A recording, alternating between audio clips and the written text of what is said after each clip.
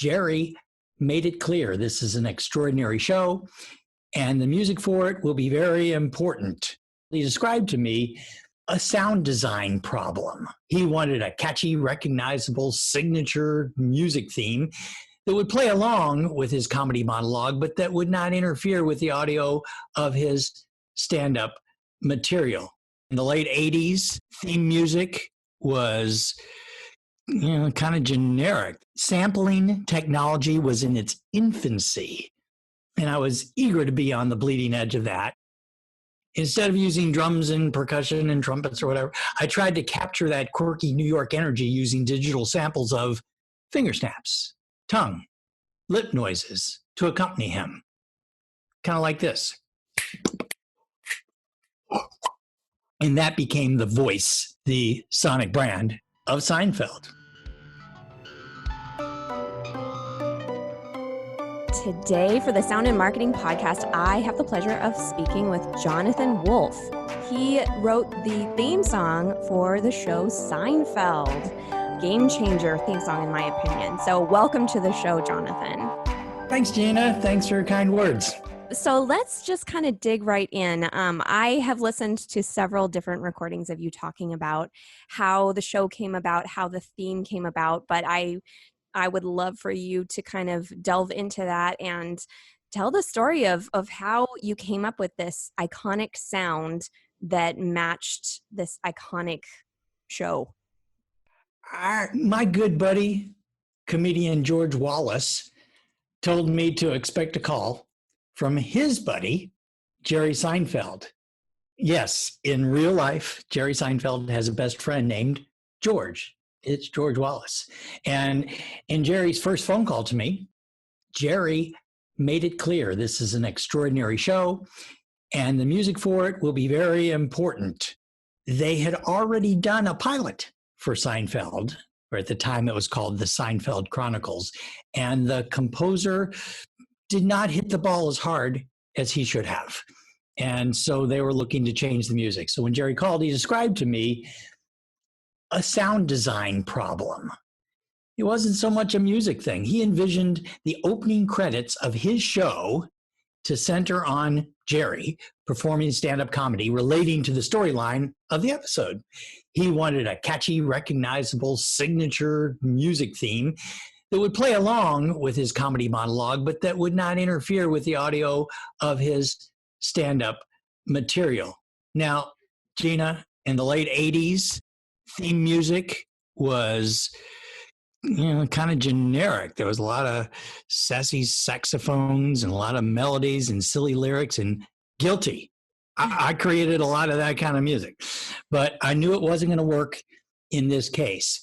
That combined with my adopted philosophy about that time of getting out of the pile. There's so many composers in LA and they're all so good, and it's just like a pile of us. And if you went into anybody's office at the time, people had demo cassettes and demo CDs, and they'd be in these offices in piles, and it represented piles of people. And so I decided I got to get out of these piles. And one of these piles was a creative pile that I just described. Sampling technology was in its infancy, and I was eager to be on the bleeding edge of that. So I had this phone call from Jerry Seinfeld. It was not a big job. They only had 4 episodes. 4 episodes. My entire career, I never heard of a show only having 4 episodes. That's not an order. That's an insult. So I watched some of his comedy material and noticed that Jerry's delivery has a unique, funny rhythm to it. The pacing of his words, phrases, inflections. He has a musical quality. And I based the rhythm of the Seinfeld theme on the rhythms of his speech patterns. You know how a good rapper has certain rhythms in the speech pattern? So does Jerry. Jerry's voice became the melody of the theme. And I built the rest of the music around him.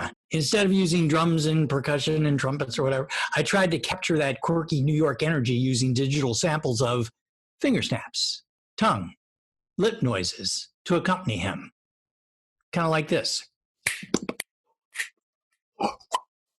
Organic nature of these sounds helps them to blend well with the human nature of Jerry's speaking voice. I wanted it to be homogeneous, as if the music was just part of his performance. The prominent bass line of the Seinfeld theme, in theory, its principles are in an audio range that do not compete with his human voice. Since his stand-up comedy was going to be different each week, his melody each week would be a variation on the theme. You know, his voice, the jokes he tells would be different. So the theme had to be adapted each week to fit his routine. I architected the music to be manipulatable in a modular fashion to match the timing of Jerry's lines. The Seinfeld music components, those elements, remained basically the same from week to week. But since the monologues were always different, each week his human voice melody was like a variation that I had to accompany. Now, after a few seasons, we abandoned the opening and closing monologues to give more time for the episodes. But I was still able to use that quirky Seinfeld music, and it was still recognizable as Seinfeld, even though we didn't have monologues anymore.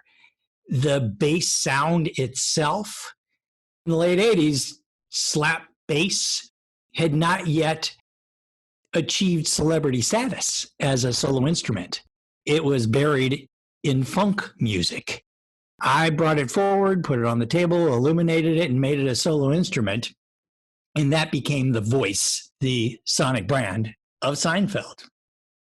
I think that that's the really brilliant part, was that you came up with a theme, but the theme was altered every episode, and it came and recurred in between, like changing scenes. I think that right there is the heart of the idea of creating a sonic brand foundation. And once you have that, as long as you keep those elements somewhere in the midst of things, you have so much freedom to explore, and that sound can just take a life of its own, and it really truly becomes, I think, a character in the show. Well, thank you. If it's done right and given enough time to speak its voice, a good thing will do that. And I used that notion of sonic branding as a marketing tool for myself to get out of other piles. I was not always the best composer in the room. There were times when I was competing for an assignment with composers who I considered my superiors. So I did not want to compete just simply based on our musical superpowers. You know, yeah, you have superpowers, I have superpowers. How am I going to get this job instead of you? And sometimes this would work. I would tell the exec producer who was interviewing me that, you know, I see you're looking at these other folks and they're excellent composers. If you just want good music, hire one of them, you'll be happy. I do something completely different. I will create for you a sonic brand, an earworm so unique that it will instantly identify your show like a signature. People from the other room with their head in the refrigerator will hear this sound, and a Pavlovian response will be, ooh, let's watch that. No, I agree. And you don't have to be looking at the TV. You could draw somebody in from the kitchen. They're making a sandwich and they don't know what they're going to watch next, but then they hear that Seinfeld theme. They know exactly what it is, and they're like, oh, I'm going to tune in, or I'm not going to tune in, but it will bring them to the device that the company, the production company wants you to go to. It's a great form of marketing. You and your listeners are smart. So you know that what I just did, that little drumalogue I just did, you know, their style and their substance, there was no substance there. It was all shallow, plastic, artificial. But in that moment, Jeanna, in that nanosecond, I had successfully separated myself from the others. And maybe there's 5 people being considered. I'm one of them. At that point, it's me or the others. So now I've got a 50% chance instead of 20% that I'd have if it was equally divided. So that was one trick that I would use. Like I said, I was not always the best composer, but I knew how to close the deal. Theme music, like you mentioned, it serves a number of functional and practical roles. in the success of a TV show. And if you want, we can talk about that. Well, I did want to ask you, because you made a mention about that the only episodes that were picked up were 4 episodes, which is unheard of. That's a joke. But I agree with you. I live in the LA area. That is pretty strange that they would only be picked up for 4 episodes, and it would just like slowly stagger into more episodes. What made you take the job in the first place? Was it because you're like, here's an opportunity for me to, put myself apart from all the other composers that are out there? Was there something about Jerry that was interesting to you? What was the draw? If it was only 4 episodes, what was the draw? George Wallace and I are really good friends. And I knew about his best friend, Jerry, for a long time. We had just never met. But, George put it to me like, my friend's in trouble, the music's not working, can you help him out? So it was, it was a job. I got paid for it, and I was happy to have the job. And, obviously now I'm really happy to have had the job. But at the time, it was not a great job. I was doing okay. I had a couple of hit shows on the air already. I was doing every week Married with Children and Who's the Boss. So I didn't really need, a show that the network showed such little faith in that they only ordered 4. So I didn't really need this job, but I was happy to do it. Any friend of George is a friend of mine, and he seemed like a nice enough guy. He called me on a Saturday, and I pitched him the idea that, look, we need to really treat your voice with a lot of respect. Otherwise, if you have a really melodic theme, it's a recipe for an audio conflict. And he listened intelligently to that. And he said, well, how's that work? I said, well, come on over. I'm alone. I'm here at my office. Come on over. I'll work this up. You can watch me. And he did. And he's a really nice guy. He hung around.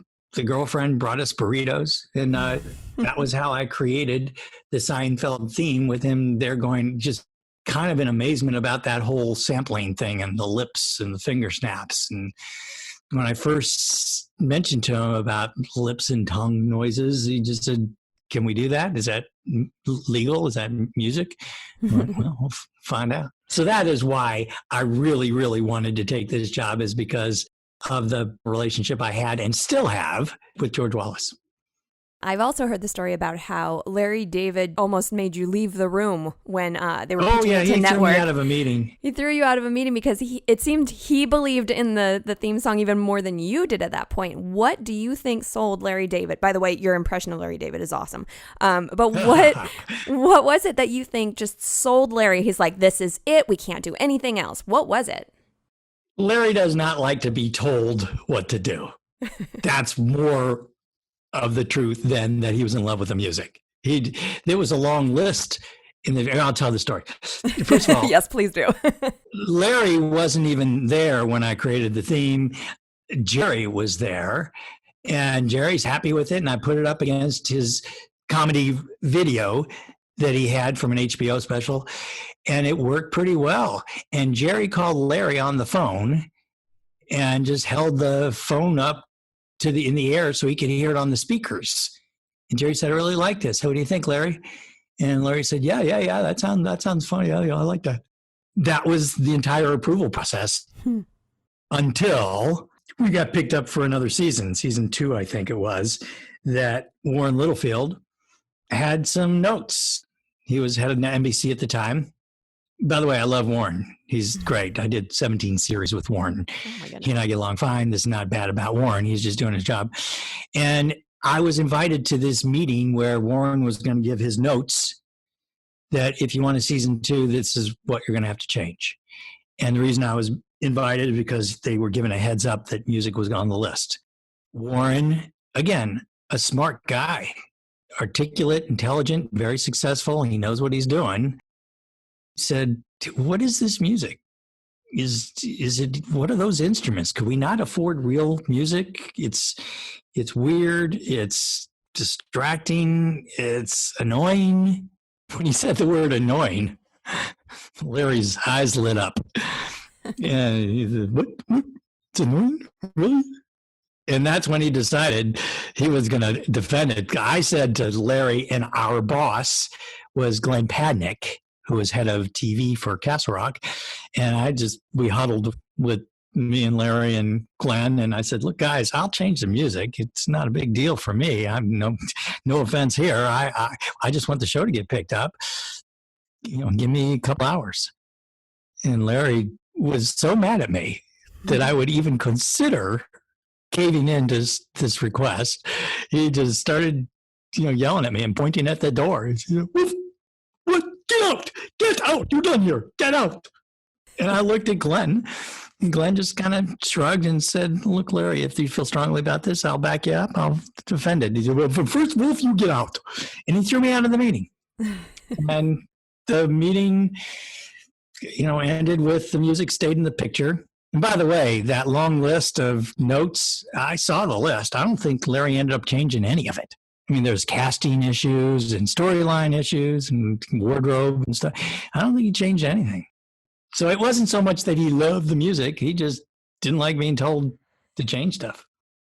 The fact that the network had so little faith in this show and that there was only 4 episodes, I wonder if this gave you and everyone involved, really, like story-wise, musically, everything, gave you guys a freedom to try something that wasn't explored because no one was really telling you, okay, well, we have to, cross this T and dot this I, and you were able to explore. What you just said is absolutely correct. They really weren't paying that close attention to us.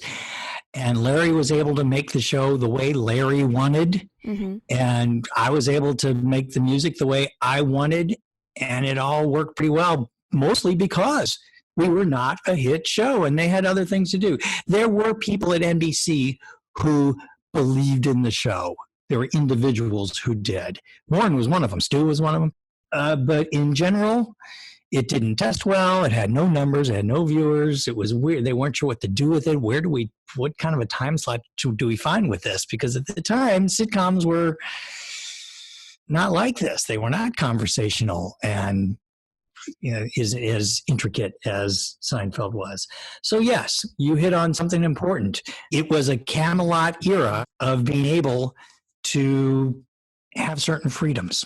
And for me, that meant, being able to be weird and quirky. And as the show went forward, the bass evolved more nasal, more angular, more wacky, more 12-tone. The basic Seinfeld bass line is just a 1-chord or a 4-chord. It's so sophomoric and so simple that, any 9-year-old can play it. And as it's that simple, it does not really require meter to hold water. It could stop and start to make allowances for Jerry's jokes. Mm-hmm. And in that way, I was able to forget everything I learned about composition from the time I was 7 and create this very simple theme. And sometimes that works. Isn't that always the case, though?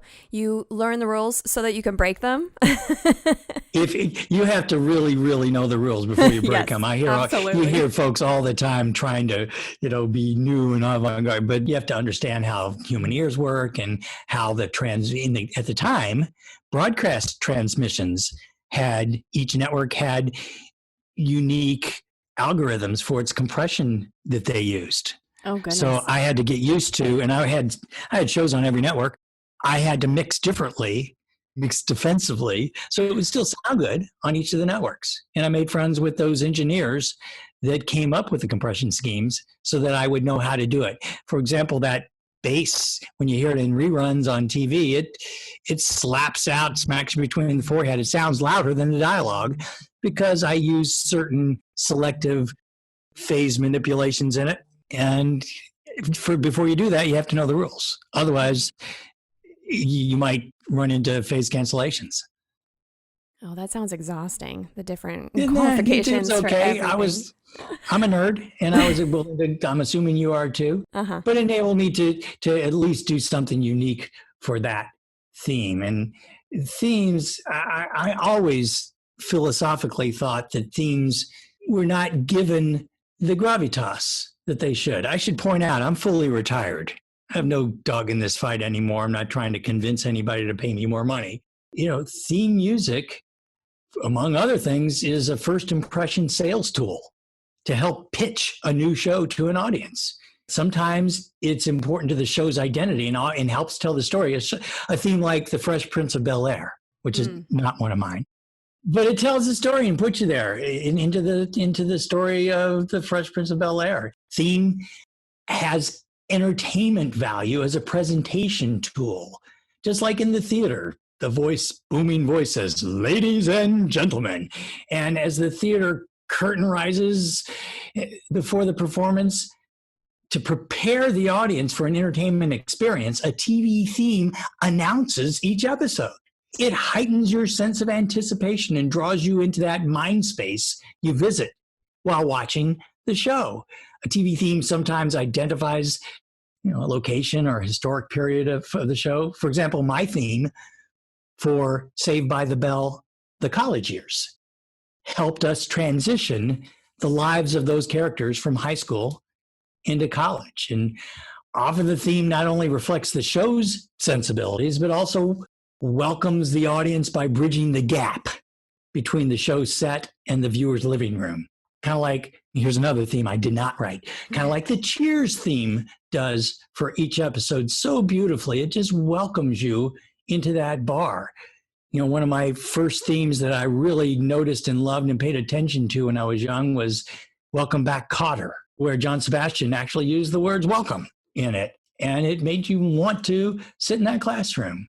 So in that way, TV themes become woven into the fabric of our personal experiences, like the soundtrack of our lives. And familiar themes can also serve as pop cultural touchstones, marking times and places in our lives. For me, those lifeline markers, besides the one I just mentioned, include like Mission Impossible and Pink Panther, Sanford and Son, Dragnet, Peter Gunn, Beverly Hillbillies. As I say these words, people of a certain age are hearing that music and having warm fuzzies. Yes. For younger people, maybe for my kids' age, it might be the Friends theme song, again, which I did not write. People hold these warm, fuzzy connections to TV themes in their memories. It's the reason why you get some rock bands recording covers. I hope you enjoyed part 1 of my interview with Jonathan Wolff. I believe that there is a very valuable lesson to be learned with the marketing of a show or a movie in comparison to marketing a brand, hence this episode. I'm a huge fan of Jonathan's work, and what he did on Seinfeld is just too perfect of an example to skip. Audio is powerful, as I've stated time and time again, and we should hold value in what our brand sounds like. Remember, we all make sounds. Let's make them on purpose. For more of the Sound and Marketing Podcast, don't forget to follow, subscribe, and share. You can find us on iTunes, Spotify, Google Play, iHeartRadio, Pandora, and Stitcher. For inquiries on producing and developing your own podcast, or for inquiries on sonic branding and sonic branding consultation availabilities, you can find me at Dreamr Productions. That's DREAMR Productions.com, LinkedIn, and Facebook. You can also email me at Jeanna, JEANNA, at dreamrproductions.com. All links will be provided in the show notes. This episode was produced by Dreamr Productions and hosted, written, and edited by me, Jeanna Isham. Let's make this world of sound more intriguing, more unique, and more on brand.